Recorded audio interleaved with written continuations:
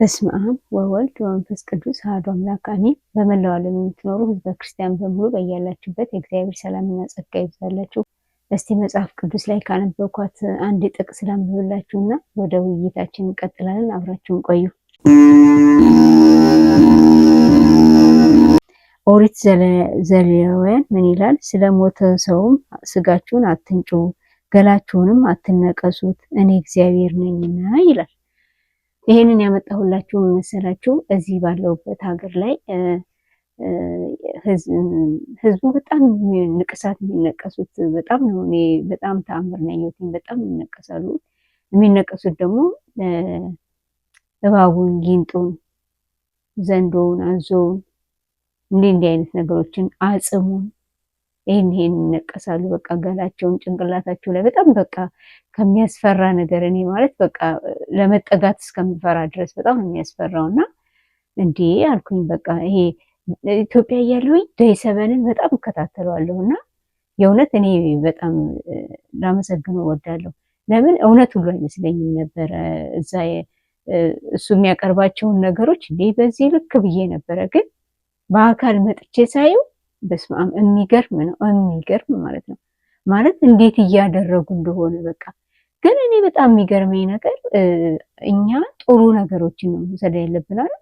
ይሄ ነገር እንዴት ሰው እባብ እየተነቀሰ ቂንጡን እየተነቀሰ ዘንዶውን ዳይኖሰሩን እየተነቀሰ ጥሩ ነው ብለን ወደ ራሳችን እናስገባለን። ምን ይመስላችኋል? እስቲ በአንድም በሌላም ይሄ ለአጋንንት ግብር እየገበረ መሆን አይመስላችሁም? አሁን ደግሞ እኛ ወደኛ ጋር ስናመጣው ደግሞ ወደኛ ጋር ሲመጣ እንዴት ነው እኔ የታዘብኩት ነገር እኛ ጋር አሁን ብዙ ታዋቂ በየሚዲያው የምንሰማቸው የምናያቸው ነገሮች የቅዱሳን ስዕል፣ የእመቤታችንን ስዕል፣ መስቀል ይነቀሳሉ ማለት ነው። አሁን ያን ንቅሳት እንዴ ለምን ተነቀስክ ምናምን ብላችሁ ብትጠይቁት ስለምወዳት ምናምን ይላሉ። እውነት እግዚአብሔርን እንወዳለን? እውነት እግዚአብሔርን የምንወድ ከሆነ እኮ ትእዛዙን እንጠብቅለት ነበረ። እውነት አሁን እኔ ማን ነኝ እስቲ የእመቤቴን ስዕል እዚህ እጄ ላይ ተነቅሼ ወንድ እያቀፍኩ ምተኝ እንዴ? እመቤታችን እኮ እንደዚህ እንዴ! ኧረ ተው፣ ወዴት እያመራን? እኔ የእውነት ወንዱ የእመቤታችንን ወይ መስቀል ተነቅሶ 30 ሴት ጋር የሚተኛው እስቲ እንደው የተነቀሱትን ዝም እንደው በሚዲያ እንኳን የሚታወቁን እስቲ መፍታት ማግባት መፍታት ማግባት አይደለም እንዴ ስራችን? ምን እያደረግን? ቢያንስ እንኳን ይሄንን ንቅሳቱን ተነቅሰን ጭፈራ አይደል እያደረግን ያለነው? የኛ እኮ ንግስ ሲኖር እኮ ቲሸርት የስዕል የሚካኤልም የምን ስዕል ቲሸርቱ ላይ ያሰረተን ከዛ በኋላ መጠጥ ቤት እኮ ነው ታቦት ከገባው በኋላ ወደ መጠጥ ቤት እኮ ነው የምንሄደው። ከዛ ሰክረን ሁሉ እንወድቃለን። እኔ በጣም በዚህ ዙሪያ በእውነት እኔ በጣም ነው እኔ የትኛው ጻድቅ ነው እንደው ተነቅሶ ያያችሁት? አቡነ ገብረ መንፈስ ቅዱስ ናቸው? አቡነ ተክለ ሃይማኖት ናቸው? አቡነ እስትንፋሰ ክርስቶስ ነው? ክርስቶስ ሰምራ ነች? እስቲ የተነቀሰ ጻድቅ አምጡ። አገራችን እኛ ምንም አላጣችን። መቼም ሰው እንጀራ ፍለጋ ነው የሚሰደደው፣ ሌላ አይደለም። ግን ቢያንስ የራሳችንን ባህል እንኳን ብናንጸባርቅ ምን አለበት?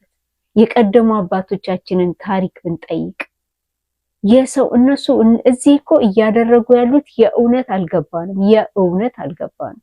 እያደረጉ ያሉት እነሱ የአጋንንቱን የሐሳዊ መሲን መንገድ ጠራጊዎች ናቸው። ይሄን ታውቃላችሁ? መንገድ እየጠረጉ ነው። ምክንያቱም እዚህ እያንዳንዷን የሚያደርጓት ነገር ምን እንደሆነ ታውቃላችሁ? ከመንፈሱ ጋር አላማ አላቸው እነሱ።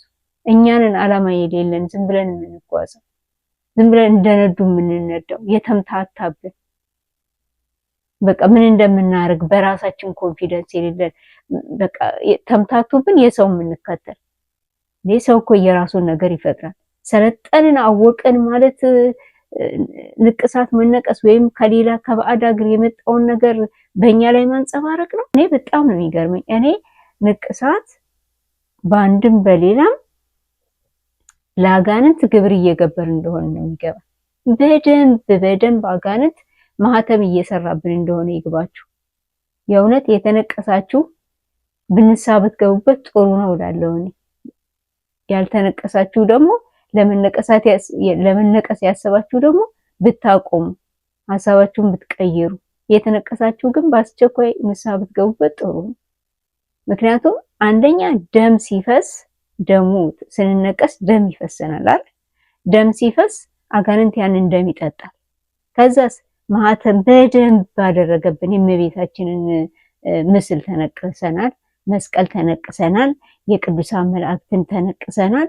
ከዛስ ምንድነው መጨረሻችን? የት ነው ውሏችን? ጭፈራ ላይ አይደለንም? ዘማዊ አይደለንም? ስንቱን ወንድ ነው አቅፈን ነው የምንተኛው? ስንቱን ሴት ነው አቅፈን የምንተኛው? እያንዳንዱ ቤት ይቁጠር። ግን ምን አለበት ራሳችንን ችለን እንኳን ራሳችንን ችለን ብንንቀሳቀስ። የእመቤታችን እኮ ነች በህሊና ንጹህ ምን ደግሞ እመቤታችን። ኧረ በስመ አብ እውነት ልቦና ይስጠን። እኔ ምን እያደረግን እንደሆነ እኔ ራሱ ግራ ገብቶኛል። ማለት ወዴት እየሄድን እንደሆነ አልገባኝም። እኛ እኮ ስንት ታሪክ ያለን ሰዎች ነው። እነሱ እሺ የእሱን መንገድ እኛ ምን እያደረግን? ገደል ቢገቡ ገደል ልንገባ ነው ነጮቹ? ምን እያደረግን ያለን? በእርግጥ አሁን ገደል ገብተናል። ምን እነሱ ያደረጉትን እየከተልን እኮ ገደል ገብተናል። ይኸው የምናደርገው ነገር ጠቅላላ ማለት ነው ያስጠላ ነገር። ቢነገረን ማንሰማ ጉዶች እኮ ነን። ደግሞ ጭራሽ በቃ ከዛ በኋላ ስለምወደው እንዲያርጌ እኛም ብሎ በቃ ከኛ ውጪ ክርስቲያን የሌለ የሚመስለን ግን ባክግራውንዳችን ሌላ በአንድም በሌላም አስክዶናል አጋንንት። ከዛስ ተነቀስን። ከዛ በኋላ ግብራችንን ገበርን ማለት ነው።